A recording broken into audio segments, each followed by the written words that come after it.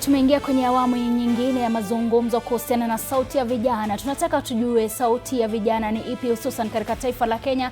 Nafasi yao kwenye uongozi ni ipi, na labda iwapo serikali ya sasa imeweza kuwapatia vijana nafasi yao kama vile ambavyo wamehisi ama wameshinda wakisema kwenye maandamano.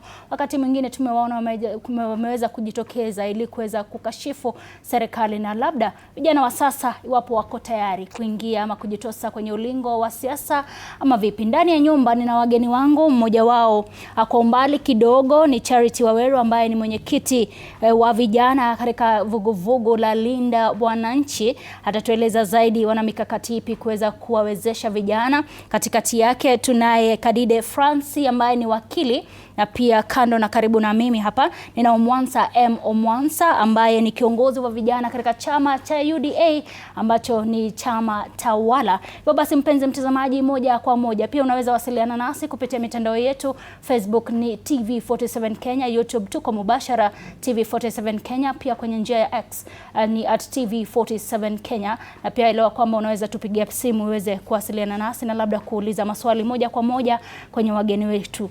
Tunaingia kwenye mjadala wa siku ya leo na nitaanza na wewe Charity. Charity, hadi sasa nafasi ya vijana labda hawajaweza pia wao kujielewa ama kujua wako wapi.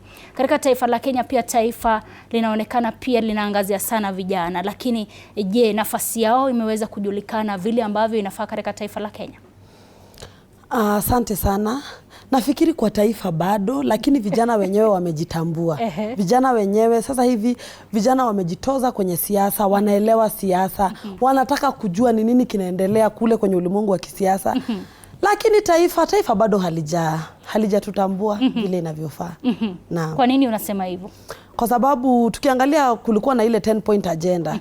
Na pale kwa ile 10 point agenda walisema moja ilikuwa ni kuhusisha vijana, ilikuwa inclusivity of the youth, ikikuja ni maneno ya governance na hii kuendeza serikali. Lakini tukiangalia hadi wa sasa tuko na CS wa health na youth affairs, wa youth affairs na gender.